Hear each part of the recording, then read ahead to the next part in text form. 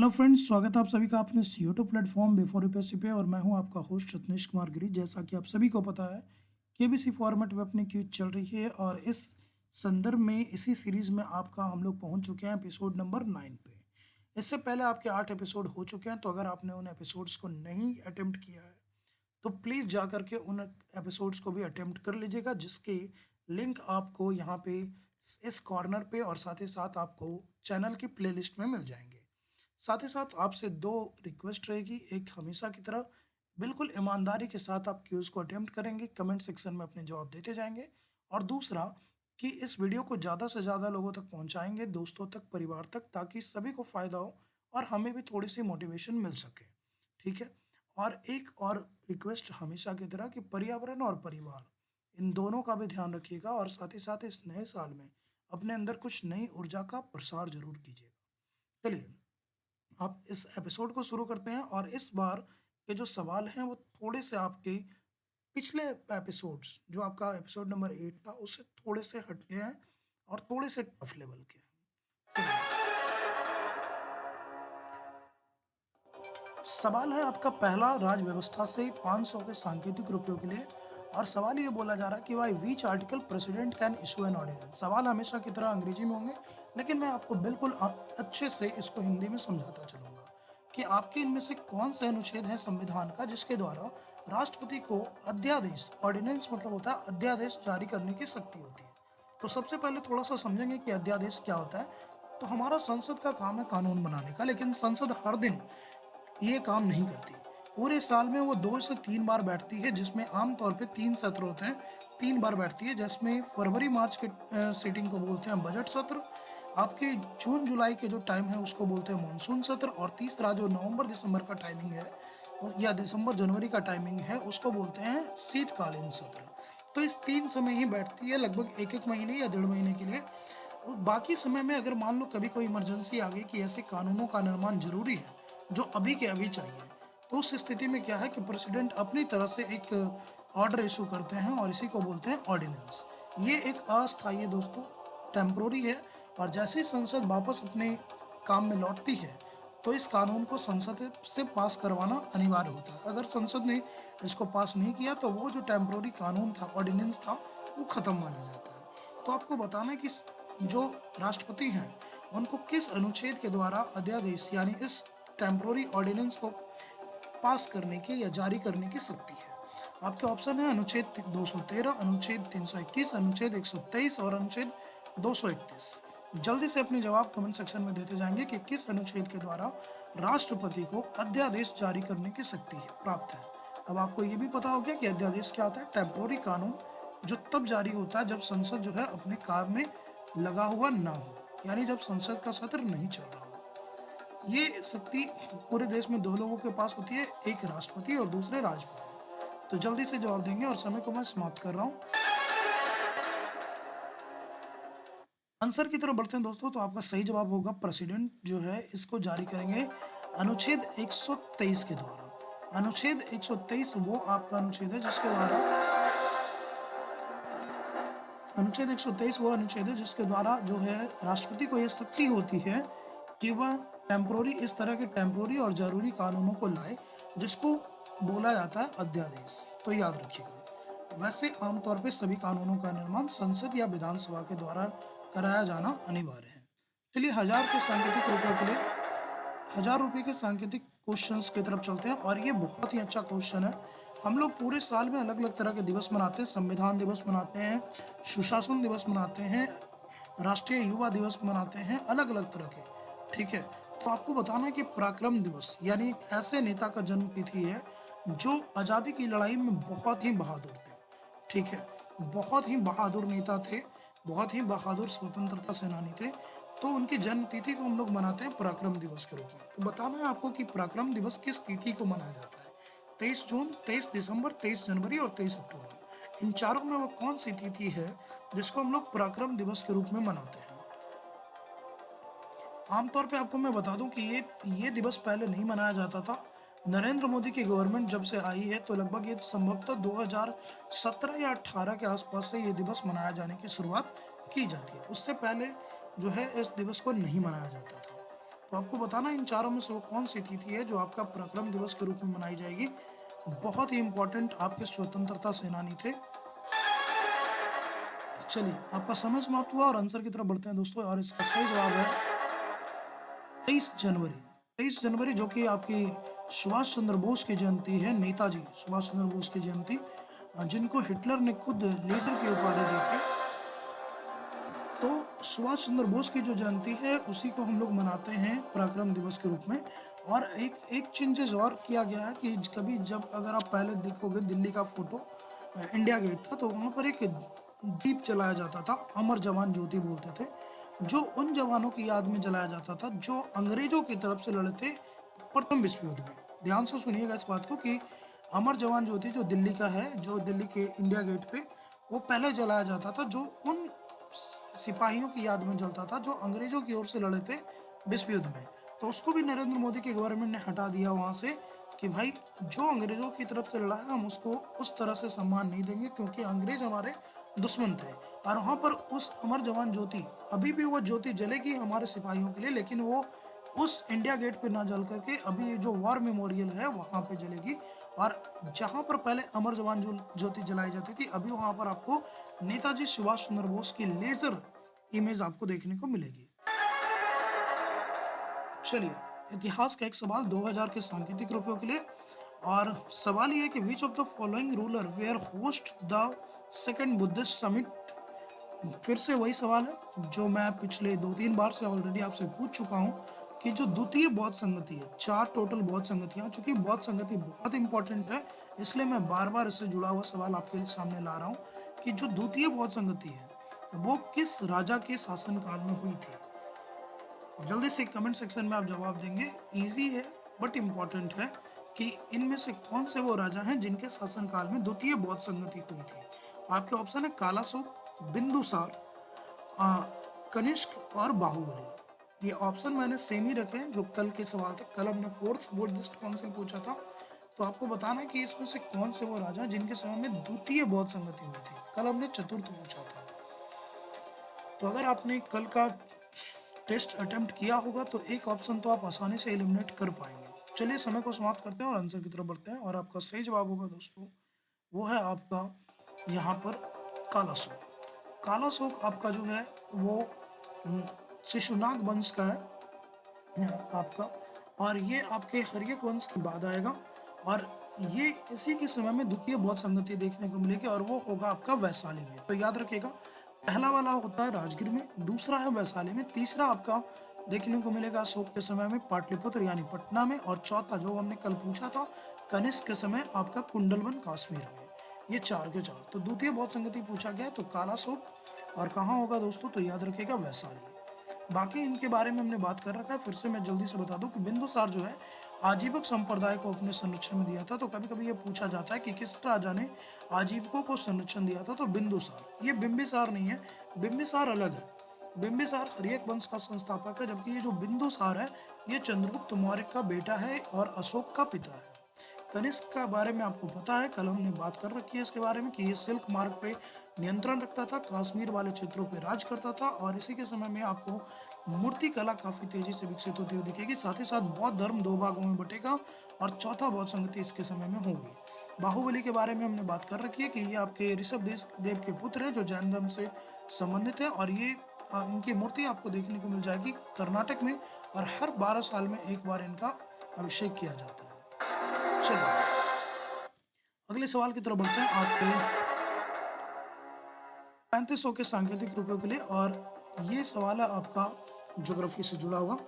इस तरह के सवाल हमेशा पूछे जाते हैं, तो फिर से ये सवाल है कि राजस्थान में एक खान है दोस्तों, खान समझते हो जहाँ से खोद करके चीज़ों को निकाला जाता है। तो बोला जा रहा है कि राजस्थान का जो खेतड़ी खान है, खेतड़ी, ये मेनली इनमें से किस धातु के लिए, कौन से धातु के निष्कासन के लिए प्रसिद्ध है। यानी राजस्थान का जो खेतड़ी खान है वहां पर से कौन सी धातु निकाली जाती है, किस धातु के निष्कासन के लिए ये राजस्थान का खेतड़ी खान बहुत ही प्रसिद्ध है। आपके ऑप्शन है स्टील, कॉपर यानी तांबा, और तीसरा ऑप्शन है टीन, और चौथा ऑप्शन है एल्युमिनियम। इन चारों में से जो आपकी कौन सी वो धातु है जिसका उत्पादन या जिसका निष्कासन राजस्थान के खेतड़ी खान से किया जाता है। जल्दी से अपनी ईमानदारी के साथ कमेंट सेक्शन में जवाब देंगे। साथ ही साथ अगर सेशन अच्छा लग रहा हो तो शेयर करते जाएंगे। और एक और चीज़ कि कुछ कल एक व्यूअर का कहना था कि सांकेतिक रुपये कब दे रहे हो? भाई इतनी रुपये मेरे पास है भी नहीं, मैं दूंगा भी और दे भी नहीं सकता। तो आपको अगर आप ईमानदारी के साथ लाइव सेशन में अच्छे से जवाब देते हो पूरा का पूरा सही, तो फिर मैं कुछ ना कुछ आपके लिए ज़रूर करूँगा। वैसे आप सभी काफ़ी अच्छे हो। चलिए आंसर की तरफ बढ़ते हैं और आपका सही जवाब होगा दोस्तों यहाँ पर, और वो जवाब है आपका कॉपर, तांबा। राजस्थान का जो खेजड़ी खाना है ये तांबे के निष्कासन के लिए बहुत प्रसिद्ध है, याद रखिएगा इस चीज़ को। तो ये बहुत बहुत बार पूछा जाता है। कभी आपको ये पूछ देगा कि तांबा का निष्कासन कहाँ से होता है, कभी आपको ये पूछ देगा कि खेतड़ी खान जो है वो किस राज्य में है, और कभी कभी इस ढंग से देता है कि खेतड़ी जो है वो किस धातु के लिए प्रसिद्ध है। तो याद रखिएगा खेतड़ी मेनली आपके तांबा के लिए प्रसिद्ध है। चलिए अगले सवाल की तरफ बढ़ते हैं और आपका 5,000 के सांकेतिक रुपये के लिए आपका सवाल है। और फिर से संविधान का एक सवाल। जो जो इम्पोर्टेंट अनुच्छेद हैं संविधान के, वो हमेशा आपके सामने आते रहेंगे और इतनी बार आएंगे तक जब तक आप उसको याद न कर लो। टाइम टू टाइम आपको सारे वीडियोस को रिवीजन भी करना है और भी जो वीडियो है उनसे आपको नॉलेज लेनी है। चलिए सवाल को देखते हैं। तो बोलता है कि which article of constitution state that primary education should be provided in mother tongue. अब ये इसका मैं सिंपल सा कर दूं कि संविधान का कौन सा अनुच्छेद ये बोलता है कि जो प्राथमिक शिक्षा है 1 to 5 या जो आंगनबाड़ी की शिक्षा है बच्चे को उन्हीं की भाषा में दी जाए। अगर बच्चा मगही बोलता है तो बच्चे को प्राथमिक शिक्षा आप मगही में दीजिए। अगर बच्चा भोजपुरी बोलता है तो उनको आप भोजपुरी में शिक्षा दीजिए। यानी आप उनकी भाषा का उनकी उनके जो बोल चाल की भाषा है आप उनको उसी में समझाइए ताकि वो बेहतर समझ पाए और जल्दी समझ पाए। ठीक है। तो संविधान का कौन सा अनुच्छेद ये बताता है कि आपकी जो प्राथमिक शिक्षा है वो बच्चों के उन्हीं की भाषा में देनी चाहिए? आपके ऑप्शन है अनुच्छेद 350 का ए, अनुच्छेद 351, अनुच्छेद 356 और अनुच्छेद 352। ये इनमें से कौन सा अनुच्छेद है जो ये बोलता है कि प्राथमिक शिक्षा जो है बच्चों को उन्हीं के मदर टंग, जिस भाषा को वो समझ रहे हैं उसी भाषा में देनी चाहिए, उनकी बोलचाल की भाषा में? अनुच्छेद 350, 351, 356, 352। चलिए आपका समय समाप्त हो गया दोस्तों और जल्दी से आंसर की तरफ बढ़ते हैं और आपका आंसर है यहाँ पर अनुच्छेद 350 ए। अनुच्छेद 350 ये बोलता है कि आपका जो बच्चों को प्राथमिक शिक्षा है, बच्चों को प्राथमिक शिक्षा हमेशा उनका मदर टंग में देनी चाहिए, क्योंकि अपनी वो मातृभाषा, जिस भाषा को वो घर पे सुन रहे हैं, जिस भाषा को अपने आसपास सुन रहे हैं, उस भाषा में वो बेहतर समझ पाएंगे। ठीक है। तो बच्चों को डायरेक्ट आप हिंदी या इंग्लिश पे ना लाएं, उनको पहले उनकी भाषा में समझाएं, ये हमारा संविधान भी बोलता है। साथ ही साथ इस अनुच्छेद को भी याद रखिएगा कि अनुच्छेद 351 जो ये बोलता है कि हिंदी को आपको ज़्यादा से ज़्यादा प्रमोट करना है। तो कभी कभी इसके बारे में पूछ दिया जाता है कि कौन सा अनुच्छेद ये बोलता है कि हिंदी को ज़्यादा से ज़्यादा आपको प्रमोट करना है? 356 जो है वो राज्यों में राष्ट्रपति शासन, जब मान लो मुख्यमंत्री सही से काम नहीं कर पा रहा या इलेक्शन में किसी को पूरी तरह से बहुमत नहीं आया, तो उस परिस्थिति में राज्य में राष्ट्रपति कानून बन लगता है जो कि 356 से लगता है। और मान लो कि देश पे कहीं अटैक हो गया या फिर विद्रोह हो गया, तो उस परिस्थिति में अनुच्छेद 352 का आपातकाल लगता है। ये दोनों आपातकाल के आपके प्रोविजन है, इमरजेंसी हैं, और ये आपका हिंदी को प्रमोट करना है और ये आपका प्राथमिक शिक्षा को मदर टंग में देना है। चलिए फिर से हिंट वाला एक सवाल 10,000 के सांकेतिक रुपयों के लिए कि आपका सवाल ये है, हिंट है आपका। तो देखिए पहला हिंट ये बोला है कि it is the land of Tagore. कल हमने गांधी के बारे में पूछा था। इससे आपको बहुत सारी चीज़ों को जानकारी भी हो जाएगी और आपको थोड़ा सा सोच भी पाओगे कि आपका बोला जा रहा है पहला हिंट कि ये जो है ना रविंद्रनाथ टैगोर, टैगोर की भूमि है। अब जन्म स्थान भी हो सकता है, कर्म स्थान भी हो सकता है। बोल रहा है कि पहला तो ये जो जगह है, ये राज्य है, ये टैगोर से जुड़ा हुआ, रविन्द्रनाथ टैगोर से। फिर बोल रहा है कि its share its boundary with Bangladesh. ये जो राज्य है ये अपनी सीमा जो है बांग्लादेश के साथ साझा करता है, यानी इस राज्य की सीमा बांग्लादेश से सटती है। फिर बोल रहा है कि तीसरा हिंट है कि Durga Puja is the famous festival. यहाँ पर दुर्गा पूजा बहुत धूमधाम से मनाया जाता है और यहाँ की दुर्गा पूजा काफ़ी प्रसिद्ध मानी जाती है। और चौथा बोल रहा है कि it was the first capital of British India. अंग्रेज जब भारत आए और भारत में उनकी पहली जो राजधानी थी दिल्ली से पहले, वो आपका यही राज्य में एक जिला था या इसी राज्य का कोई शहर था। तो आपको बताना है कि ये जो चारों हिंट है कि ये टैगोर की भूमि है, बांग्लादेश के साथ अपनी सीमा साझा करता है, दुर्गा पूजा यहाँ का प्रमुख त्योहार है और ये अंग्रेजों के समय में राजधानी रह चुका है। ये चारों के चारों हिंट इनमें से किस राज्य के बारे में है? त्रिपुरा, पश्चिम बंगाल, असम और मेघालय। चारों के चारों हिंट याद रखिएगा, त्रिपुरा, पश्चिम बंगाल, असम और मेघालय। कौन सा वो राज्य है जो ये चारों चीजों का समावेश करता है? जल्दी से समय को समाप्त कर रहा हूं दोस्तों। और आपका जो सही जवाब है वो है आपका पश्चिम बंगाल। पश्चिम बंगाल वो राज्य है जो आपका इन चारों चीज़ों को आपका वेरीफाई करता है। सबसे पहले तो ये देखिए, रविंद्रनाथ की जन्मभूमि भी है और कर्मभूमि भी है। साथ ही साथ ये बांग्लादेश के साथ अपनी सीमा साझा करता है। ये बात भी सही है क्योंकि बांग्लादेश जो विभाजन हुआ है वो बंगाल से ही बटके हुआ है। तो जब तक ये पाकिस्तान के साथ ये बांग्लादेश था तब तक इसको पूर्वी बंगाल बोलते थे या पूर्वी पाकिस्तान बोलते थे। ठीक है, इसीलिए हम लोग पश्चिम बंगाल है क्योंकि पूर्वी बंगाल वाला हिस्सा ही आपका बांग्लादेश वाला है। दुर्गा पूजा यहाँ का प्रसिद्ध त्यौहार है। दुर्गा पूजा, काली पूजा बहुत ही फेमस फेस्टिवल है और ये अंग्रेजों के समय में 1912 से पहले, याद रखिएगा 1912, 1911 में आपका लॉर्ड हार्डिंग द्वितीय के समय में दिल्ली दरबार लगता है। उसके पहले ये अंग्रेजों के समय की राजधानी भी थी। तो याद रखिएगा पश्चिम बंगाल। चलिए अगले सवाल की तरफ बढ़ते हैं। सेशन को शेयर करते चलेंगे और फिर से ज्योग्राफी का एक सवाल इंपॉर्टेंट है। सवाल है आपका कि देखिए, कल हमने रिंग ऑफ फायर पूछा था, वो भी काफी पूछा जाता है। भारत का एकमात्र ज्वालामुखी है दोस्तों बैरन आइलैंड, जहां पर ज्वालामुखी विस्फोट होता है। अब संभवतः आप सभी को पता होगा कि ज्वालामुखी क्या होता है, जब धरती के अंदर से लावा निकलती है। तो बोल रहा है कि एकमात्र ज्वालामुखी है हमारे पास है, वो है बैरन आइलैंड, बैरन द्वीप। तो ये बैरन द्वीप जो एरिया है, ज्वालामुखी क्षेत्र, ये किस जलीय क्षेत्र में है, मतलब कौन से जलीय निकाय में है ये, कहाँ पे ये देखने को मिलेगा ये बैरन आइलैंड? आपके ऑप्शन है अरब सागर, दूसरा ऑप्शन है अंडमान सागर, तीसरा ऑप्शन है लाल सागर और चौथा ऑप्शन है दक्षिण चीन सागर।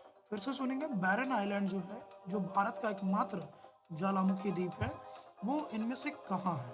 अरब सागर में, अंडमान सागर में, लाल सागर में और दक्षिण चीन सागर में। जल्दी से अपने जवाब कमेंट सेक्शन में देते जाएंगे। समय समाप्त। और आपका सही जवाब होगा दोस्तों वो है आपका अंडमान सागर। अंडमान सागर जो कि आपका बंगाल की खाड़ी का ही एक विस्तृत भाग है। तो ये आपको अंडमान सागर में देखने को मिलेगा आपके दक्षिण अंडमान वाले हिस्से में। याद रखिएगा, भारत का एकमात्र ज्वालामुखी बैरन आइलैंड। ये एक्टिव नहीं है दोस्तों, ये हमेशा नहीं फटता, ये सोया हुआ है। तो याद रखिएगा इस चीज को भी। चलिए 25,000 के सांकेतिक रुपयों के लिए फिर से एक सवाल। ये आपका बिहार से भी जुड़ा हुआ है और भी ज्योग्राफी का भी है। तो एक नहर के बारे में पूछ रहा है, काफ़ी प्रसिद्ध नहर है। तो बोला जा रहा है कि त्रिवेणी नहर, त्रिवेणी कैनाल जो है वो किस नदी पे है? बहुत ही प्रसिद्ध नहर है दोस्तों। इससे यूपी, बिहार, नेपाल के कई हिस्सों में आपका जो है खेती होती है, सिंचाई होती है। तो आपको इतना हिंट तो हमने दे दिया कि ये आपका यूपी, बिहार और नेपाल तीनों के लिए फायदेमंद है ये नहर। तो आपको बताना है कि ये जो त्रिवेणी नहर है वो किस नदी पे है। आपके ऑप्शन है गंडक, दूसरा ऑप्शन है बूढ़ी गंडक, तीसरा ऑप्शन है बागमती और चौथा ऑप्शन है सोन। त्रिवेणी नहर किस नदी पे आपको देखने को मिलेगा? गंडक, बूढ़ी गंडक, बागमती और सोन। चलिए समय को समाप्त करता हूँ। सेशन अच्छा लग रहा हो तो शेयर करते जाएंगे। और आपका सही जवाब है दोस्तों वो है आपका गंडक।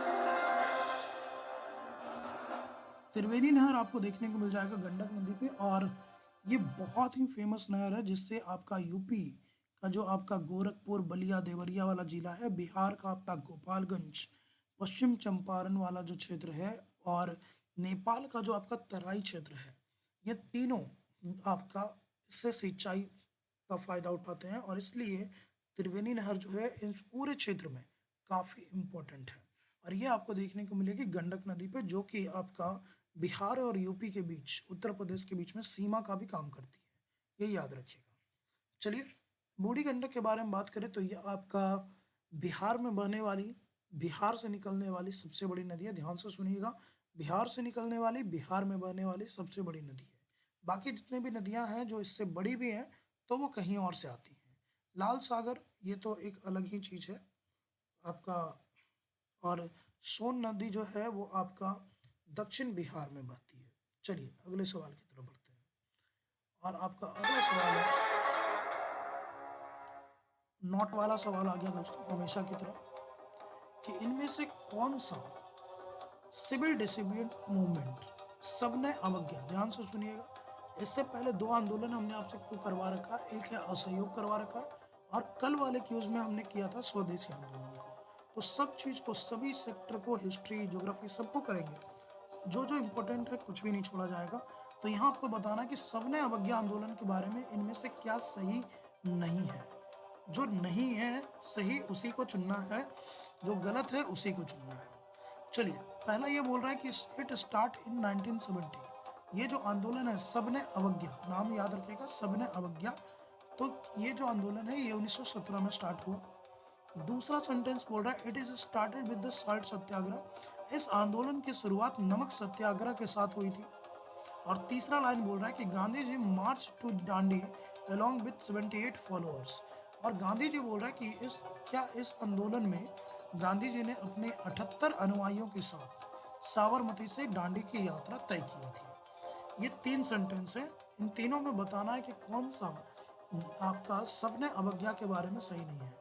पहला कि ये 1917 में स्टार्ट हुआ, दूसरा यह नमक सत्याग्रह के साथ स्टार्ट हुआ, यानी सबसे पहले नमक कानून को तोड़ा गया।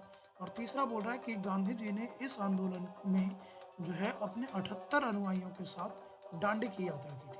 कहीं कहीं पे ये 78 की जगह 79 भी मिलेगा दोस्तों, तो याद रखिएगा 78 ही सही है, एक गांधी जी को इंक्लूड करके 79 होगा। चलिए, अगर आपको लगता है कि तीनों के तीनों सही है तो फिर आप नन ऑफ दी अबव के साथ जा सकते हैं। समय समाप्त होता है दोस्तों, और चलिए आंसर की तरफ चलते हैं। आपका सही जवाब होगा वो है आपका ए। जो आपका सबने अवज्ञा आंदोलन है ये आपका 1917 में शुरू नहीं हुआ है। 1917 में गांधी जी ने चंपारण सत्याग्रह चलाया था। सबने अवज्ञा आंदोलन जो है ये चलता है आपका 1930 में, याद रखिएगा 1930 आपका सही जगह है जहां ये स्टार्ट होता है, 1917 में स्टार्ट नहीं होता। बाकी के सेंटेंस आपका सही है कि सबसे पहले इस आंदोलन की शुरुआत जो है वो नमक कानून को तोड़ करके की गई थी। समुद्री पानी से नमक बना करके जो नमक पर लगने वाला टैक्स है उसको ख़त्म कर दिया गांधी जी ने। और इसी काम के लिए गांधी जी जो है अपने आश्रम साबरमती आश्रम से अपने 78 अनुयायियों के साथ दांडी तक की यात्रा पैदल की थी। इसी को दांडी मार्च भी बोलते हैं। तो कभी कभी आपसे ये पूछ लिया जाएगा कि दांडी मार्च जो है किस आंदोलन का हिस्सा था, तो याद रखिएगा सबने अवज्ञा आंदोलन। कितने अनुयायी थे, तो गांधी जी के साथ 78 थे। गांधी जी को अगर जोड़ दोगे तो ये 79 हो जाएंगे। ठीक है, इसमें और भी कई लोग थे जिसमें सरोजनी नायडू एक बहुत ही फेमस थी। बिहार में आपके राजेंद्र प्रसाद काफ़ी एक्टिव थे। चलिए अगले सवाल की तरफ चलते हैं। 80,000 के सांकेतिक रुपयों के लिए आपका सवाल है कि which state reduce the old age pension age, which state reduce the old age pension age limit from 60 to 50 for scheduled caste to scheduled tribe. ये करंट अफेयर का सवाल है दोस्तों। तो याद रखिएगा, अभी एक राज्य है, भारत में जितने राज्य हैं उसमें से किसी एक राज्य की ये बात है कि उसने क्या किया है कि जो वृद्धा पेंशन, आप सभी जानते हो कि वृद्धा पेंशन जो बुजुर्ग लोगों को उनके जीवन यापन जरूरी चीज़ों के लिए दिया जाता है, 400 रुपये का, और फिर 80 साल के बाद 500 रुपये का। तो अभी एक राज्य ने क्या किया है कि जो हरिजन है, जो अनुसूचित जाति है और जो आदिवासी है, यानी जो एससी और एसटी हैं, उनके लिए ये जो एज लिमिट है वो 60 से घटा करके 50 कर दिया गया है। यानी अब उनको, जो हरिजन और जो आदिवासी समूह से हैं, उनको 50 साल के बाद से ही आपको वृद्धा पेंशन मिलना शुरू हो जाएगा। जबकि बाकी आपके जनरल और ओबीसी को आपका 60 साल रखा गया है। तो आपको बताना है कि किस राज्य में ये व्यवस्था की गई है कि हरिजनों को और आदिवासियों को आपकी 50 साल के बाद से ही आपकी वृद्धा पेंशन मिलना शुरू हो जाएगा। आपके ऑप्शन है हरियाणा, दूसरा ऑप्शन है हिमाचल प्रदेश, तीसरा ऑप्शन है उत्तर प्रदेश और चौथा ऑप्शन है झारखंड। इसमें से वो कौन सा राज्य है जो आदिवासी को और अनुसूचित जाति यानी हरिजन वर्ग को 60 साल की जगह 50 साल के बाद से ही वृद्धा पेंशन देना शुरू कर देगा। चलिए जल्दी से अपना जवाब देंगे और आपका सही जवाब होगा दोस्तों, वो है आपका झारखंड। झारखंड वो सही राज्य है। झारखंड की अभी जो आपके हेमंत सोरेन की सरकार है, शिबू सोरेन के जो बेटे हैं झारखंड मुक्ति मोर्चा के, उन्होंने इस चीज़ की घोषणा की है कि हम जो है हरिजन वर्ग को और साथ ही साथ आदिवासियों को 50 साल के बाद से ही वृद्धा पेंशन देना शुरू कर देंगे। चलिए साइंस का सवाल आ गया दोस्तों आपके 1 लाख के लिए, 1 लाख सांकेतिक रुपयों के लिए। सवाल ये है कि which of the following element are stored in kerosene oil. Simple है बट फैक्चुअल है। इसमें से कौन सा वह धातु है जिसको हम केरोसिन तेल में डुबो करके रखते हैं, क्योंकि जैसे ही उनको बाहर निकालोगे वो हवा के संपर्क में आने के साथ ही जल जाता है, यानी उनका ज्वलन ताप काफ़ी कम होता है। जैसे ही ऑक्सीजन उसको मिलता है वो तुरंत से रिएक्शन कर जाता है, तुरंत से वहाँ पर रिएक्शन करके जलना शुरू कर देगा। आपके ऑप्शन है सोडियम, दूसरा ऑप्शन है कैल्शियम, तीसरा ऑप्शन है मरकरी और चौथा ऑप्शन है आयोडीन। कौन सा वो तत्व है जिसको हम केरोसिन तेल, मिट्टी का तेल जिसको बोलते हो, उसमें डुबा करके रखते हैं और जैसे ही इसको बाहर निकालोगे ये हवा के संपर्क में आके जलना शुरू कर देगा। जल्दी से अपने जवाब देंगे और समय को समाप्त कर रहा हूं मैं दोस्तों।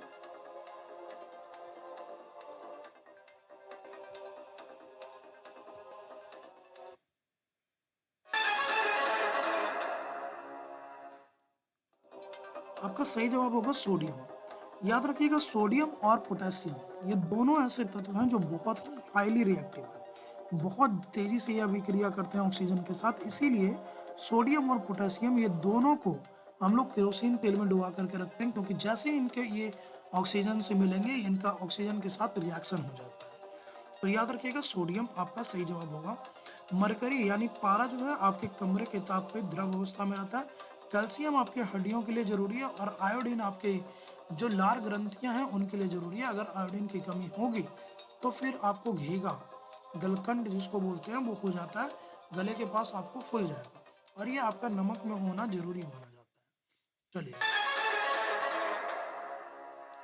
3 लाख के सांकेतिक रुपए का आपका सवाल है, फिर से एक साइंस का सवाल कि बॉक्साइट एक अयस्क है। अयस्क आप समझते हो वो पत्थर, वो चट्टान जिससे हम लोग खनिजों को निकालते हैं, ठीक है, साफ करके तोड़ करके या अलग अलग विधियों से। तो बोलता है कि एक चट्टान है, एक पत्थर है जिसको बोलते हैं बॉक्साइट। तो बोला जा रहा है कि बॉक्साइट जो है इनमें से कौन से खनिज का अयस्क है, यानी इसमें से कौन सा खनिज निकाला जाएगा। आपके ऑप्शन है आयरन यानी लोहा, दूसरा ऑप्शन है गैलियम, तीसरा ऑप्शन है एल्युमिनियम और चौथा ऑप्शन है सिलिकॉन। इसमें से वो कौन सा खनिज है, कौन सी धातु है, कौन सा तत्व है जो बॉक्साइट नाम के अयस्क यानी चट्टान से निकाला जाएगा। जल्दी से आप अपने जवाब कमेंट सेक्शन में देंगे। आयरन यानी लोहा, दूसरा गैलियम, तीसरा एल्युमिनियम और चौथा सिलिकॉन। बॉक्साइट बहुत ही फेमस सवाल है ये बॉक्साइट वाला। चलिए जवाब की तरफ बढ़ते हैं और इसका सही जवाब है आपका एल्युमिनियम। एल्युमिनियम वो तत्व है जो आपको देखने को मिलेगा कि बॉक्साइट से निकाला जाता है, यानी बॉक्साइट एल्युमिनियम का ही सबसे अच्छा अयस्क माना जाता है और इसी से आपको वो एल्युमिना और बाकी जो हैबर विधि के द्वारा इससे निकाला जाता है। चलिए सिलिकॉन मेनली यूज होता है दोस्तों ये आपके कंप्यूटर इंडस्ट्री में काफ़ी यूज होता है, खासतौर पे जितने भी आप चिपसेट, हार्ड डिस्क ये सब जो देखते हो वो सिलिकॉन के बने होते हैं। आयरन तो आप जान ही रहे हो कि हर जगह इसका इस्तेमाल होगा और गैलियम एक भारी धातुओं में से एक है। चलिए 5 लाख के सांकेतिक रुपए के लिए आपका सवाल फिर से ज्योग्राफी का और बहुत ही फेमस सवाल है, बहुत इंपॉर्टेंट भी अगर आप कॉम्पिटिटिव एग्जाम की तैयारी कर रहे हैं तो एकेडमी लेवल पे भी कहीं कहीं आपको ये देखने को मिल जाएगा। बोल रहा है कि भारत का वह कौन सा लेक है, कौन सी झील है जिसको फ्लोटिंग लेक, तैरता हुआ झील बोलते हैं। संभवतः ये दुनिया का इकलौता ऐसा झील है जिसको तैरता हुआ झील बोला जाता है, यानी झील ही पूरी तरह से तैर रहा है। तो इनमें से कौन सा झील है जिसको तैरता हुआ झील बोला जाता है। आपके ऑप्शन है लोकतक झील, ये आपको देखने को मिल जाएगा मणिपुर में। फिर नैनी झील ये आपको देखने को मिल जाएगा उत्तराखंड में। लोनार झील ये आपका देखने को मिलेगा महाराष्ट्र में और कांवर झील ये आपको देखने को मिलेगा बिहार में। तो इन चारों झील में से वो कौन सा झील है जो आपको, जिसको तैरता हुआ झील भी कहा जाता है। जल्दी से सोच समझ के जवाब दीजिएगा। कौन सा वो झील है जिसको तैरता हुआ झील बोलते हैं? चलिए समय को मैं समाप्त कर रहा हूँ दोस्तों, और आपका सही जवाब जो होगा वो होगा आपका,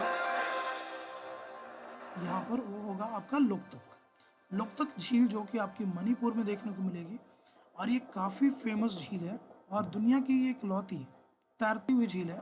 यहाँ पर एक गोलाकार आपको घास देखने को मिलेगा जिसको फुमुडी या कहीं कहीं पे फुंडी भी बोलते हैं।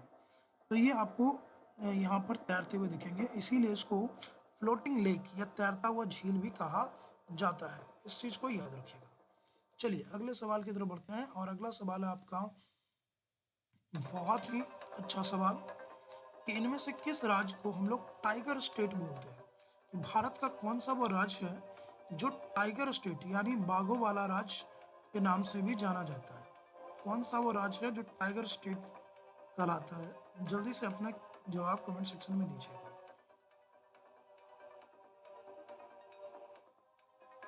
आपके ऑप्शन है दोस्तों महाराष्ट्र, मध्य प्रदेश, मिजोरम, कर्नाटक।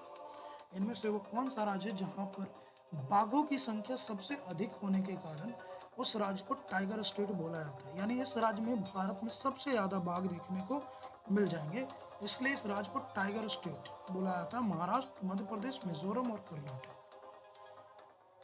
जल्दी से अपने जवाब कमेंट सेक्शन में दीजिएगा, और मैं समय को समाप्त कर रहा हूँ। और इसका सही जवाब होगा दोस्तों वो है आपका एमपी, मध्य प्रदेश। मध्य प्रदेश वो राज्य है जहाँ पर आपको देखने को मिलेगा कि सबसे ज़्यादा आपको टाइगर देखने को मिल जाता है। ठीक है, और इस कारण से मध्य प्रदेश को बोला जाता है टाइगर स्टेट। ठीक है, और साथ ही साथ आपको ये भी पता होगा कि मध्य प्रदेश ही वो राज्य है जहाँ पर सबसे ज़्यादा जंगल भी देखने को मिलते हैं। एरिया के हिसाब से, प्रतिशत के हिसाब से मिजोरम होगा, लेकिन पूरे एरिया की बात करें तो सबसे ज़्यादा जंगल भी आपको महाराष्ट्र सॉरी मध्य प्रदेश में देखने को मिलेगा। अगर सिर्फ एक टाइगर रिजर्व की बात करें कि एक जंगल में, ये तो पूरे राज्य की बात कर रहे हैं, लेकिन अगर किसी एक खास क्षेत्र की बात करें तो सबसे ज़्यादा बाघ है आपका कर्नाटक के बांदीपुर में। तो ये कुछ कुछ चीज़ें, बट आपको टाइगर स्टेट पूछा था तो वो आपका मध्य प्रदेश है। चलिए, और आज का आखिरी सवाल, और ये बिल्कुल करंट सवाल है। मतलब आप जब इस वीडियो को देखोगे तो ये एक दिन पुराना होगा, यानी ये 12 जनवरी 2024 का सवाल है कि एक पुल आज उद्घाटन हुआ है, यानी 12 जनवरी को। तो बोला जा रहा है कि उस पुल का नाम बताइए जो 21.8 किलोमीटर लंबा है, और ये भारत का अब तक का सबसे बड़ा समुद्री पुल है। याद रखिएगा, अलग अलग तरह के पुल होते हैं, रेलवे पुल, नदी पुल। तो ये भारत का अभी तक का सबसे बड़ा समुद्री पुल है, जिसकी लंबाई आपका कुल लंबाई 21.8 किलोमीटर है। तो इस पुल का नाम आपको बताना है कि इस पुल को क्या नाम दिया गया है। चलिए, आपके ऑप्शन है शिवाजी सेतु, दूसरा ऑप्शन है आपका बांद्रा वर्ली सी लिंक, तीसरा ऑप्शन है नहावा सेवा अटल सेतु, और चौथा ऑप्शन है अमृत सेतु। याद रखिएगा, बिल्कुल महत्वपूर्ण, मतलब समझिए कि एग्जाम्स, आने वाले एग्जाम्स में ये सवाल आपको बहुत ही भयानक तरीके से आएगा। तो अभी तक का सबसे लंबा पुल है, लंबाई भी याद रखिएगा 21.8, सबसे बड़ा समुद्री पुल। राज्य में मैं आपको बता देता हूँ, हिंट दे देता हूँ राज्य। ये राज्य है आपका महाराष्ट्र। महाराष्ट्र में ये पुल बना है, और नरेंद्र मोदी ने 12 जनवरी 2024 को ही उसका उद्घाटन किया है। तो इस पुल का नाम बताना है आपको। शिवाजी सेतु, बांद्रा वर्ली सी लिंक, नहावा सेवा अटल सेतु और अमृत सेतु। चलिए, जवाब दीजिएगा दोस्तों। बोलता है कि लगभग कुछ कुछ और इसके बारे में आपको मैं बताता चलूँ तो लगभग आपका 18,000 करोड़ इस पुल को बनाने में लगे हैं, और ये 6 लेन का होगा, यानी 3 गाड़ियाँ एक साइड से और 3 दूसरे साइड से आएंगी। और इस पुल में लगभग आप देख लो तो 2 हिस्से हैं। एक आप देखोगे कि जो ज़मीन का हिस्सा है जहाँ से इस पुल को उठाया गया है वो लगभग 5.5 किलोमीटर का है, और जो समुद्र के ऊपर है वो आपका लगभग 16.5 किलोमीटर का है। तो कुल आपका 21.8 किलोमीटर है, 18,000 करोड़ की लागत और 6 लेन। इससे आपका मुंबई, पुणे और बाकी जो आसपास के क्षेत्र हैं उनको बहुत ही फ़ायदा मिलने वाला है। साथ ही साथ आपको जो यहाँ पर जो आपका मुंबई का जो पोर्ट है, बंदरगाह है नहावा सेवा, उसको भी एक फ़ायदा होगा। चलिए, तो इसका सही जवाब भी होगा दोस्तों, वो याद रखिएगा, वो है आपका नहावा सेवा अटल सेतु। नहावा सेवा जो आपका मुंबई का बंदरगाह भी है। तो नाहवा सेवा को जोड़ने वाली ये पुल भी है। और चूंकि अटल बिहारी वाजपेयी को समर्पित है ये पुल, इसलिए इसका नाम है नाहवा सेवा अटल सेतु। तो ये था आपका आखिरी सवाल। सेशन अच्छा लगे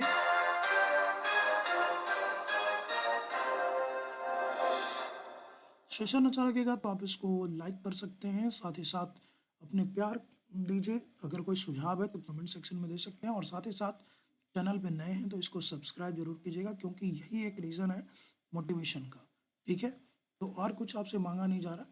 चीज़ों को ज़्यादा से ज़्यादा शेयर कीजिए दोस्तों के साथ, फैमिली, फ्रेंड्स, और भी कुछ अगर आपके सुझाव हैं तो आप दे सकते हैं। Thank you so much. जय हिंद।